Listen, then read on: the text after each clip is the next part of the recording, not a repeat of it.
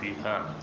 باب ما جاء أي الناس خير، په خلقو کې کم یو کس د الله په نسبت باندې ډیر غوره دی. عن ابن عباس ان النبي صلى الله عليه وسلم قال الا اخبركم بخير الناس رجل ممسك بعنان فرسه في سبيل الله الا اخبركم بالذي يتلوه. د دې په سي دویمه درجه کې څوک دی هغه ته ونه کېم.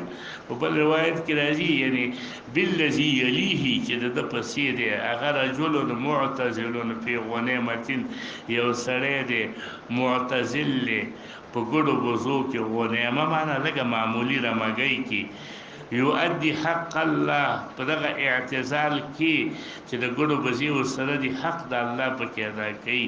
دا د ټولو نه غوره د خپل ایمان دا غوره په وخت سره خبره ده. مخکې رسول الله صلی الله علیه وسلم چې کله هغه صحابي اعتزال خوښو نو د الله رسول ورته څه ویله چې مقام واحدکم فی سبیل الله افضل من صلاته فی بیته 70 عاما. مثلا لاس دلته جهادونه کوا دا جهاد کې یو مونږ ساتونه بهتره دي لار نشیرته او دلته سوی دغه سړی د ټولو نه بهتره دی چې داسې معتزلون فی غنیمتین.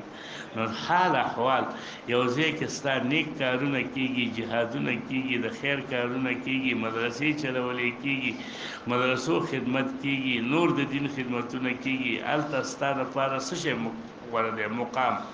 مقام معنا اقامت اوسېدل.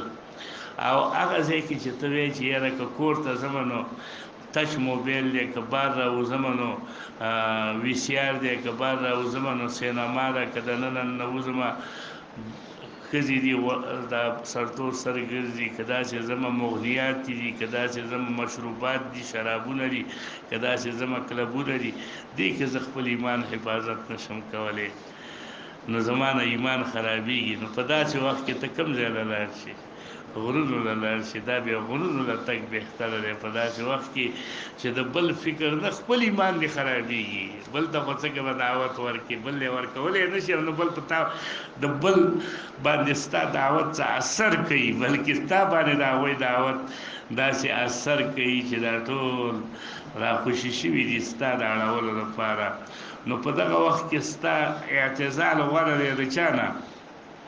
د اختلاط نه. دا په کوم وخت کې یادوي؟ په زمانو د فتنو کې چې فتنې دونه ډېرې چې تا نه ایمان تښتوي نو په داسې وختونو کې ته لاړ شي او اعتزال وکړي په یو ځای کې. نو دا الا اخبرکم بشر الناس رجل، شر د خلکو هغه څوک دی یسأل بالله د الله په نوم چې وغوښتلی شي څوک راشي یا سیوه د الله په نوم باندې راکړه. دې شر کې موږ او تاسې ټول داخلي. ډېر خلک راځي زموږ ته لاسې نیولې رواني څه راکړه د خدای په نامه، موږ یو معاف کړه مړه بابا معاف کړه. نو دا الله وایي دا د ټولو نه شري سړی دا دی چې دا وایي معاف کړه معاف کړه. یوسل بالله سوال چې وشي په الله نامه باندې ولا یعطي به او د الله په نوم باندې چاله شی ورنه کړي.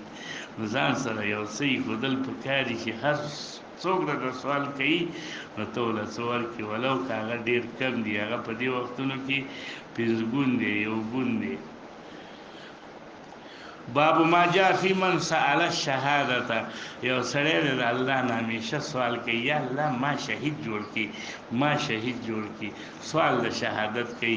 د دې فضیلت